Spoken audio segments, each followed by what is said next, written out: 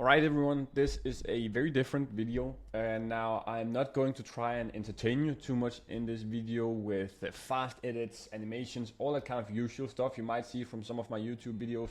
Rather, this is going to be completely raw and completely, but also only focused on providing value with you guys. So, as some of you might have seen, I have spent the past weekend more than 10 hours building this entire sheet here, right? A 15-page document that literally goes over everything I've done. So we'll now have a sit down. I'll go through all of the tips and tricks that I know, more so that you can get very concrete information on how I approach ecom, and also some of the mistakes I see a lot of beginners or even more high-level ecom people do, right? So I think let's just get into this. And initially, I actually made this as just a text, but I wanted to just put a video on it as well, so that you guys can get my thoughts and a bit further explanations on exactly what it is that I have written down, right? So first and foremost, yeah, you've probably seen my document that I shared or not, but yeah, this is all about how I, at the age of 23, was able to build two successful e-commerce business with an annual revenue of 80 and 20 million Danish kroner, and how I sold both of them for double-digit millions. As of today, I've actually taught more than 500 students, and 78% of them have built an e-com business with 6 million in annual projected revenue, right? And so to do that, we break it down into daily numbers, and a lot of the people we work with achieve that if they were to sustain some of their daily, weekly numbers, right? Not to put myself on a pedestal or anything, but one of the main reasons why I started initially and wanted to coach people was because there isn't anyone who go out there and prove their numbers with a state authorized accountant, a true annual report proving the numbers that they've done, right? Most of the experts out there really aren't that high level experts. Even most of the experts you see on YouTube, if you guys maybe know Jordan Wells, Jordan Bown, or whatever, they've done around 4 or 5 million in revenue. So it's not to talk too much shit here, but just to give you the pure facts of why I wanted to do coaching in general, right? So first things first, yeah, I could sit here and mention many more points. I don't want to do that, so let's just get straight into this entire document, right? And here you can see, yeah, it's Scandinavian Rest when we did 44 million Danish kroner in a single year. We did more than that as well, right?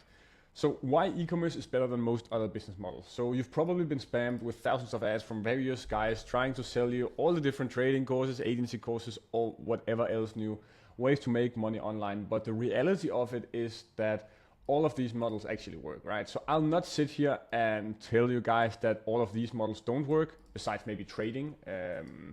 All of the other can generally work. You can probably also even succeed with trading if you're really, really lucky. But what no one will tell you is that all of these business models aren't created equal.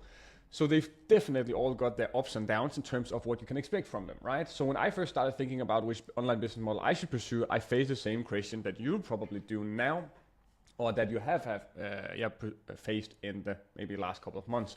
So which business model would give me the best chance of success? So I looked at a few different things. I looked at market saturation, time and experience, and exit potential, right? Because the matter of the fact is that all of the wealthy people I knew back in the day, and still to this day, they've sold their business. This is where the real paycheck is. It's the same in e-com as well. So let's go through them.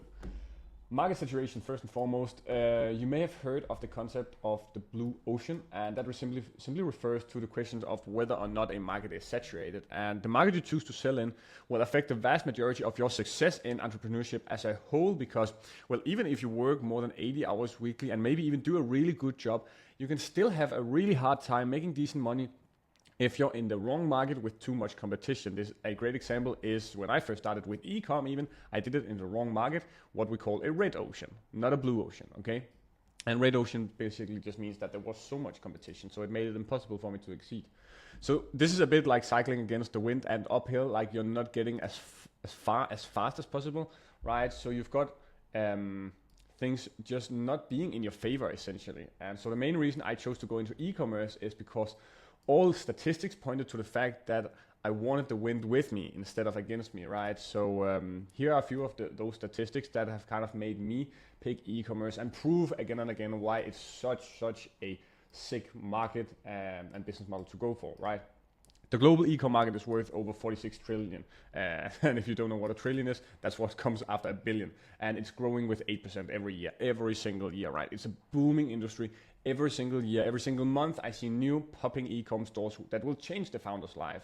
So that in itself is unique. And in e-com in 2024 is actually at the same level as it was during Corona when the market boomed, because we faced that much growth, right? A lot of people talk about how things went crazy during COVID, but the reality of it is that due to the growth we've had in the 4 past years, we are now at that same level, right? So also e-commerce only accounts for 19% of total commerce. That means 81% still mostly buy in stores, and that the market therefore has an even larger potential to grow, right? So this means essentially only 20% of all that's bought in this world is online. And we see year over year that e-commerce is growing. So what does that tell us?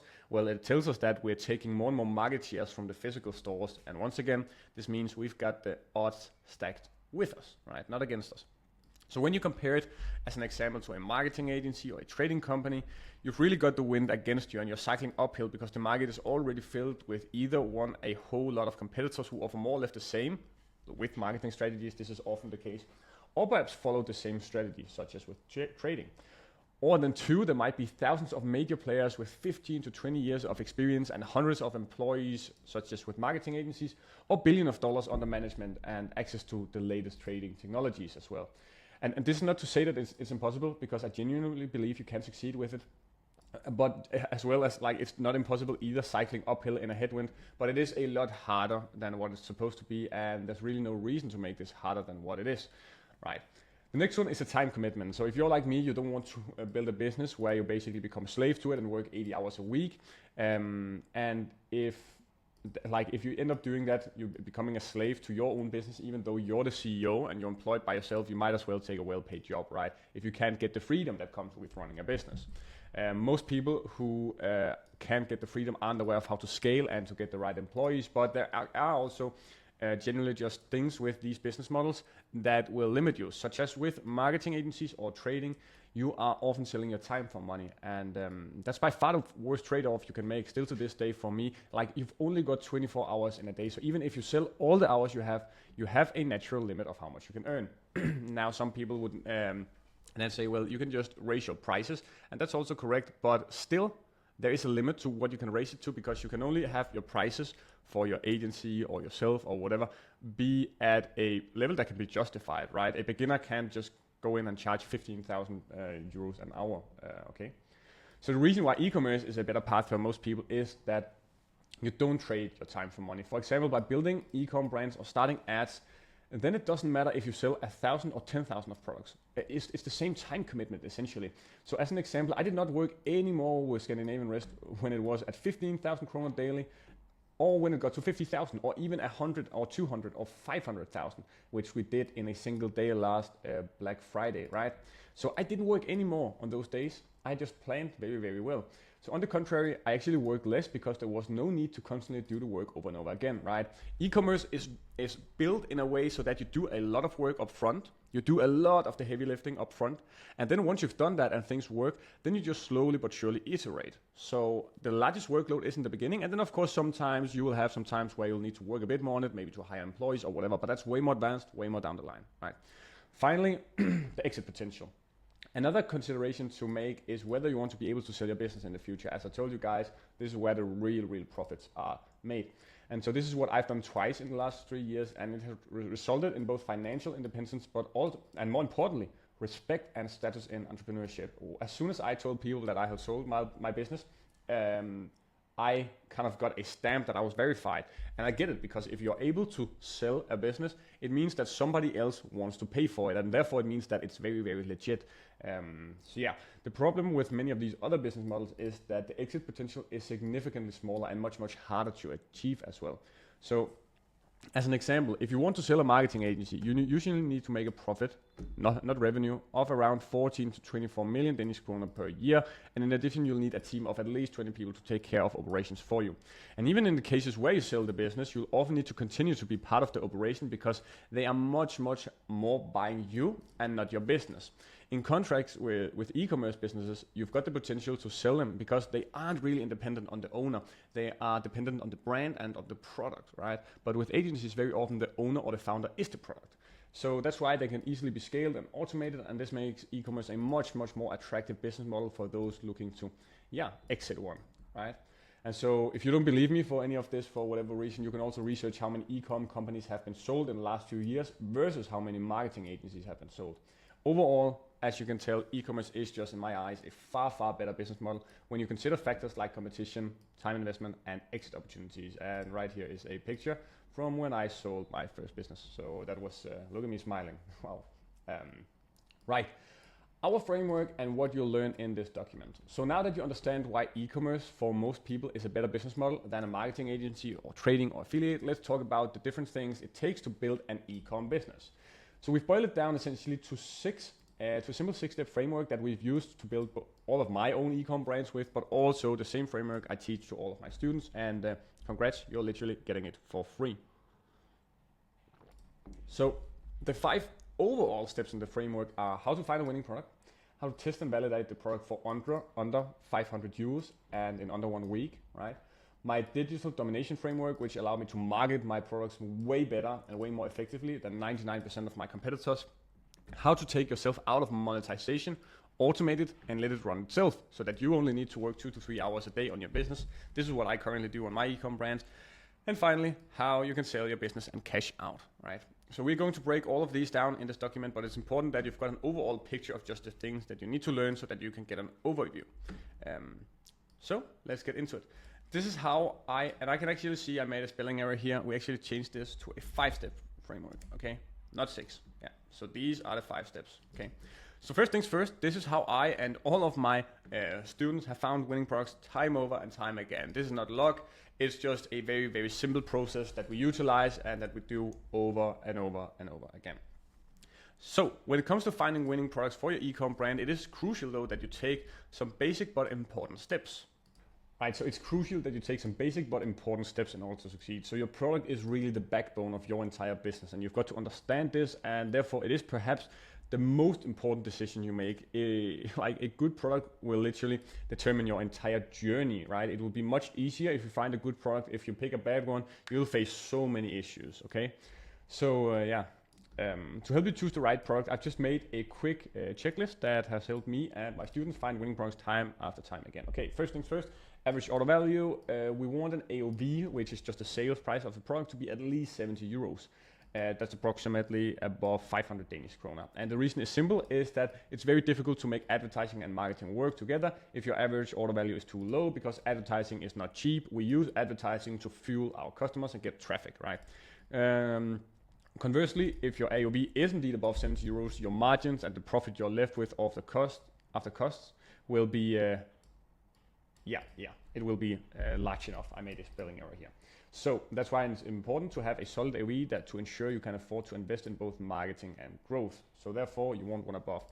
Also, freight cost in general just increases in cost will impact your profits way more when your AOV is lower, right? So let's say your product costs $100 and the shipping cost is $25. That means 25% of your revenue goes to shipping. Boom. This makes it difficult to invest in marketing and new products if you, on the other hand, have a product of $500, right?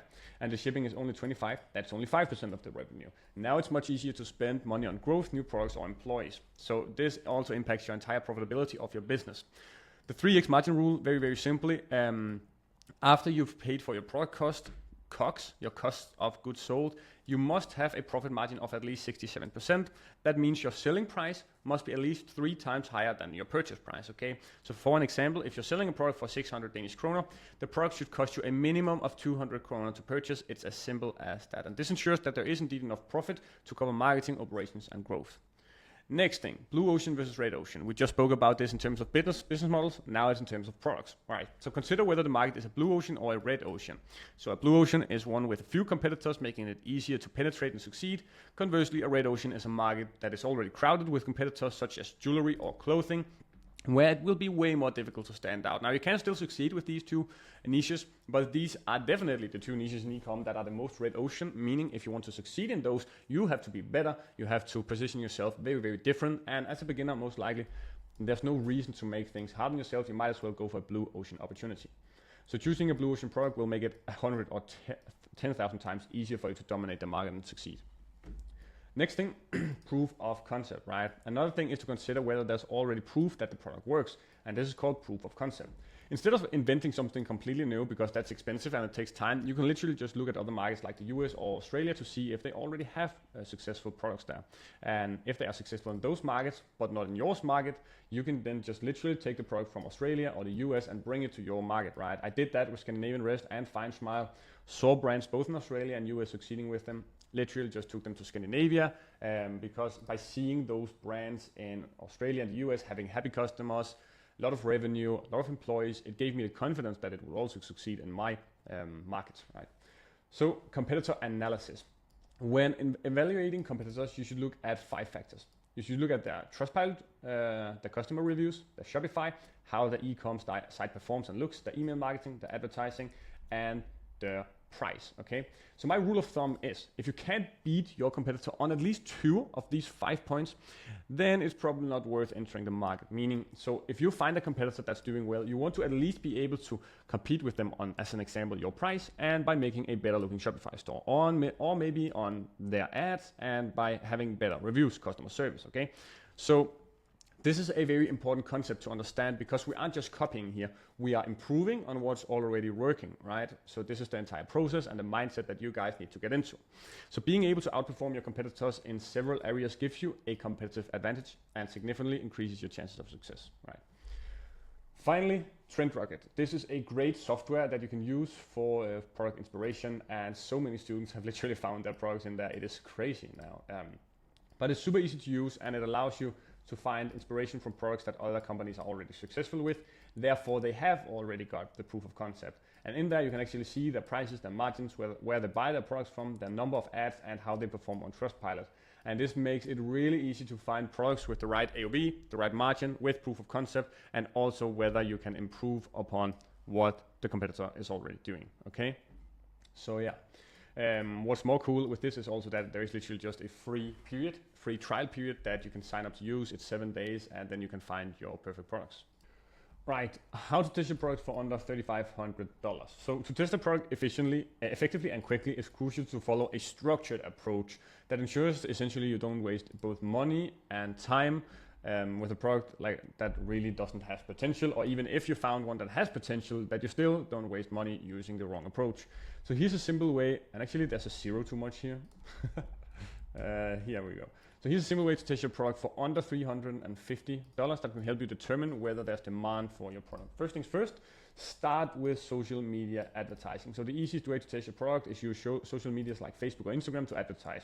So start by creating a series of ads that show your product from different angles, such as images and videos that demonstrate what the product can do very clearly, what it looks like, or what the benefits is for the customer, okay? And the aim here is to capture potential customers' attention with different content and find out just simply what works best, okay? So this is just a test.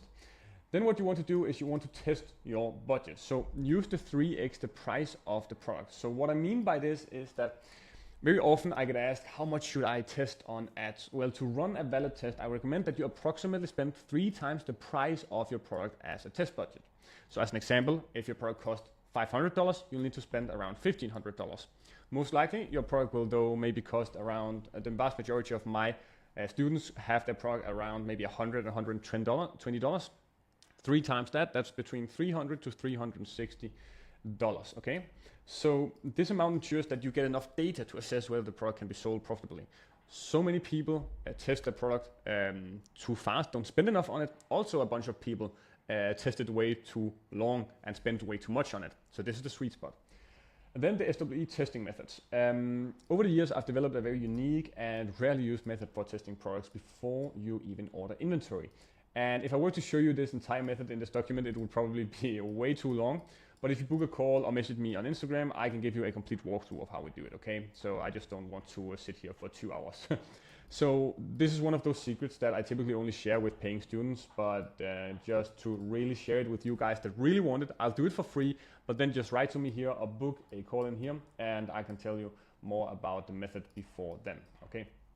ROAS, return on ad spend. So when you start running your ads, it's important to measure your ROAS. ROAS stands for return on ad spend. And after the first 3 or 4 days of testing your product, you want a ROAS, a return on ad spend of at least 3 to call the test valid, okay? So this means for every dollar you spend on advertising, you need to earn at least $3 back in revenue. It's very, very simple actually. But if you do achieve this and purchases start coming in, you can be pretty confident that you found a product with potential, all right? This is what I've seen across all of my own brands and all of the students I mentor. So this method is the most valid there really is. Then there's adjustment and optimization, right? So throughout the testing process, it's important to keep an eye on which ads perform the best and where you get the best results. It could literally be the difference between an image versus a video or a specific audience that responds better with your ads. So constantly be sure to optimize by focusing on the elements that work and ask yourself constantly, why is this working, in order to maximize your ROI and get the most accurate data about your product's potential. So by following this process, you can quickly and cheaply determine whether your product has potential without investing too much time and money in it from the start. So to summarize, if you can bring in some purchases and keep your ROAS at above 3, you're well on your way to having a winning product in your e-com businesses, okay? So, digital domination. Now, once you've found your product, this is the next step, okay? So social media advertising is necessary for the success of your e-com brand. It's that simple, okay? But most people, unfortunately, never crack the code on how to profitably and how to be profitable and scale your advertising, okay? And as a result, many people can't make their advertising profitable enough to reinvest into growth and really scale with it. And even if they are profitable, they can't figure out how to scale their ad budget to grow their revenue without compromising on the profits, because let's be honest, we are here to make profits. Revenue really doesn't matter, it's the profits that do. And so the reason why I've been able to scale my e-com brands to more than 120 million Danish kroner is because of the ability to advertise better than literally almost everyone else in e-commerce. This is my bread and butter. This is what I'm really good at if I had to pinpoint one thing.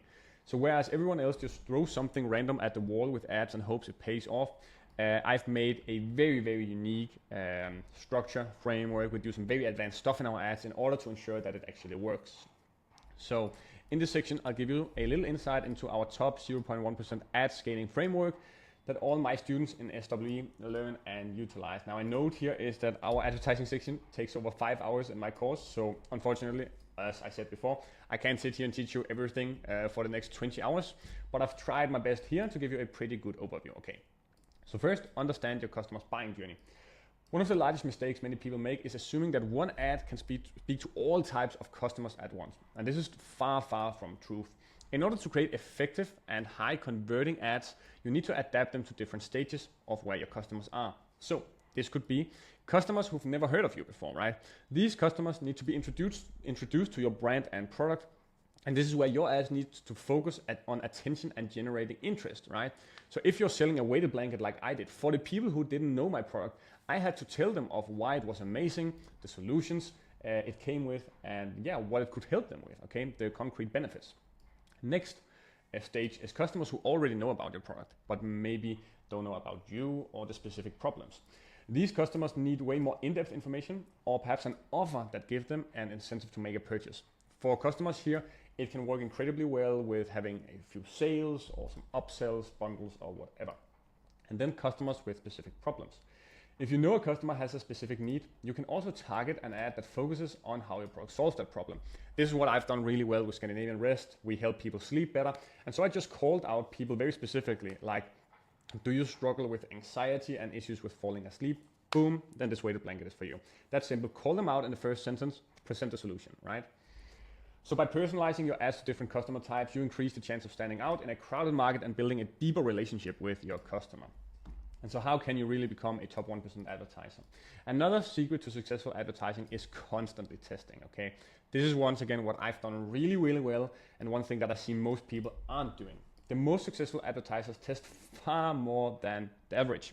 In fact, there's been data made on this that shows that the best advertisers test 11 times more creative elements than less successful. So this means maybe for typical ecom owners, they might test 1 or 2 new ads monthly or maybe weekly, right? In that scenario, I'd be confident that among most of my ecom brands, I test at least 10 times more than that. And yeah, the data points towards 11 times more than that. But this is just to give you an example of how crucial this is. So while some ecom brands maybe only test 1 image and 1 video each week, we might test 5 or 10 images and 10 videos each week, okay? This means we way faster see what's working and what isn't, and we can just scale up ad spend very fast. So what you want to do is you want to test different formats. So try images, try videos, carousels, ads, etc. And also test different messages, okay? See what type of language and tone resonates best with your audience. Finally, test different audiences. So experiment with different segments of your audience to see who responds best with your ads, okay? And the continuous testing process helps you optimize your ads and ensure that you get the most out of your ads budget, right? Okay, so personalize your ads. In order to stand out from the competition, it is crucial to personalize your ads. So how can you do this? Well, because when you truly understand your customers' needs and challenges, you can create ads that feel tailored to them. An example could be, as I said before, someone with sleep problems should see an ad that shows how your product can help them sleep better. A customer who already knows your product but lacks social proof can be presented with an ad with customer reviews. The more you can make your ads relevant to the individual customer, the more likely they are to click and buy, okay? So this is an effective and unheard funnels that less than 1% of Danish e-com businesses use, or also just in Europe in general. In general, Europe is very behind in terms of e-commerce, but a lot of companies in the US advertisers, a lot of the US companies, e-com brands, they print money with this strategy. And I believe I was one of the first people in Denmark and in Europe to introduce this, and it has worked so well for us. This allows you to scale so further. And right now you're seeing more and more people, maybe in Europe or Denmark, utilize this strategy well because I've introduced it to the market, right? So 2 strategies that have printed millions of dollars for Scandinavian resident Fine Smile are influencer whitelisting funnels and also the use of advertorial pages. So first things first, influencer whitelisting funnels. This is a strategy where you partner with an influencer, not just by getting them to post about your product, but by accessing their ad account, their profile, and running ads from their Instagram profile. So it looks like the ads are coming from the influencer themselves, which creates a stronger relationship with consumers because people trust people more than brands, right? So it almost just feels like the influencer is doing constant shout outs, and this method often results in lower ad cost and seems more credible. This is really a sick way to advertise. Then in relation to that, advertorial pages. Another extremely effective method is to create advertorial pages, which are landing pages that are structured like a review or article about your product. So this could just be a review page that compares the different products in your niche and kind of highlights why your product is the best. So this creates a huge form of editorial credibility that has proven to convert really well, especially in markets like the US and Australia. Many in the UK and Europe are not yet utilizing this strategy, and this is why it gives you such a great opportunity to once again get a competitive advantage. Okay. Now, how can you then take yourself out of monetization, automate your ecom brand and let it run itself so that you only need to work 2 to 3 hours a day? Well, to achieve the freedom that most entrepreneurs dream of when starting their business, it is necessary to remove yourself from the day-to-day operations, from the low ROI task, okay? No one builds a business with the desire to create another job for themselves, right? The goal is to create a business that can run without you in constant presence, that can generate profits on a daily basis, even if you're on vacation, right? So here's how you can make your ecom business independent of you through teams and automation. First, build a team and buy back your time.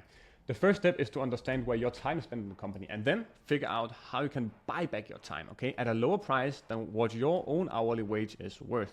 So let me give you an example. If you earn, now this is Swedish krona, it could be Danish krona as well. If you earn 300 Danish krona per hour, but spend 5 hours a day on customer service, you can hire someone to do customer service for 120 kroner an hour, okay? You see that? This frees up the time that you've spent so that you can use it on more valuable tasks such as growth and development, okay? So what you want to do here is you want to analyze your task, find out which tasks you've got that's where you spend the most time, and consider whether you can outsource them at a lower price than your own hourly rate. Then, on the other side, automate and delegate, right? So as soon as you've identified your own task, start by delegating the tasks that take up a lot of your time, but can be done by others at a lower cost. This is one thing. Another thing is automating your business.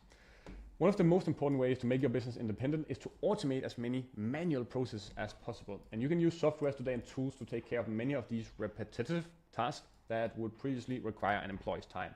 An example of an incredible tool that I use a lot on my operations on a daily basis is Zapier, which can, the limitations here, there really aren't any. You can connect it with all sorts of different platforms and automate the workflows. Some areas where you can automate can be customer service, use automated emails or AI systems to answer common questions, logistics and inventory management, automate product reorders based on stock status and sales data, communication, use automated email flows to follow up with your customers, send receipts or handle complaints. And when you set these up correctly, these systems can handle so many daily tasks without the need for human intervention, okay? In addition to that, find the right partners. So for those areas that cannot be automated, it's important to have the right partners. This could be anything from an external customer service team or a reliable logistics partner. It's important to find partners you can trust, who can handle the parts of your business that you want to free yourself from. At Scaling with Ecom, we actually help our students find the best partners in even customer service, logistics, advertising, and finance. And these partners have been tested through our own experience so that you don't have to spend your time and money finding the right people yourself and burning your hands on testing the wrong ones, right? An example is that I've literally built a 3PL, a warehouse that takes care of all the logistics for our members. And in this one, we also have just launched that we're now doing customer service for our members, right? So this is just me doing all of my typical processes, but offering to all of the people I coach on a daily basis. And this will help you a lot with a huge part of, those daily tasks. Right? Finally, automate with Zapier. As I said, literally you can automate everything with it. And this tool can automate huge tasks such as emails, product reordering, customer management, and much, much more. And it only costs around $10 a day. And you can save so many hours of manual labor. So some examples that I have here is that you can do automatic follow-up emails to customers after they purchase. You can do so it automatically pulls inventory data and orders new items, or you can do so it automatically alerts you and your customer service when bad reviews are detected so that you can react quickly. Okay. Finally, how can you sell your business and cash out, get a huge payout like I actually did, right? So when building an e-com business, the dream for most people is literally to achieve financial freedom and one day be able to cash out, and that means selling the business and stepping back without having to worry about money ever again. So having sold 2 businesses myself, I can tell you that this is a process full of opportunities, but also for a lot of challenges that I weren't aware of when I did it. So now you're getting it all, okay? When you get to the point of selling your business, there are a number of crucial things that you need to get right. And so the 3 most fundamental things are: first, remove yourself from operations by creating an independent business. So the first and most important thing you need to do with your business so that you can essentially sell it is that you can't be a part of the day-to-day running of your business, okay? If you are, then you will not have an attractive business to a buyer. So a business that depends on your personal efforts is worth much less to a buyer, as they will face a huge challenge in taking over and running it, right? They will need to step in and replace you. So I've taught over 300 students now that have got more high-level e-com businesses, how they can remove themselves from the business through automations and building strong teams. This is what we just discussed up here in the top section. And the same goes for you, right? You need to make sure that your business can run without you. So by systemizing processes and automations as much as possible, you can build a business that is independent of you, which is the key to making it sales ready. Now, next thing you want to do is to create an exclusive product and differentiate yourself from the competition. So another essential factor is that your product must be exclusive. It must be different from the market, because if your business sells generic items that anyone else can get their hands on, it will be harder to create value. So you need to make sure that you've got a product that is unique, either through private label products that no one else is selling, or through a strong brand that stands out from the competition, okay? I also hear a lot of people ask me about Temu these days, because people are afraid of whether they will be able to outcompete everyone else. And the truth is that these things right here is the same thing you want to do to compete with Temu, okay? So for an example, I've had great success creating brands in sleep products and with toothbrushes, even home decor. And so when you build a brand that people want, then it becomes really hard for people to copy you because you create a much more valuable business that potential buyers will be interested in. Finally, a high growth and high market potential. So thirdly, your business must be growing and you must be in a market with a high potential. No one buys a company that is already going down, okay? So you need to also be aware of the correct time to sell your business. So you need to be in an industry that has a future and where your business has the potential to grow. So it's always good to bet on markets that are massive. For example, the sleep industry or the dental market, which are both $1 million markets, okay? Let me just zoom a bit in here. So when you're in a growing market, you show buyers that there's still plenty of future potential for growth, which significantly increases the value and therefore the price of your business, and that's the amount that you'll get paid, right? So if you manage to remove yourself from operation, create an exclusive product, and be in a growing market, you're already well on your way to having a business that's worth selling. Typically, you need to have run your brand for at least 1 to 2 years, and then you can sell it, okay? So of course, there are other factors too, such as having healthy accounts and a good brand, but these 3 major elements will give you a solid foundation, and these are the things that I would have wanted somebody told me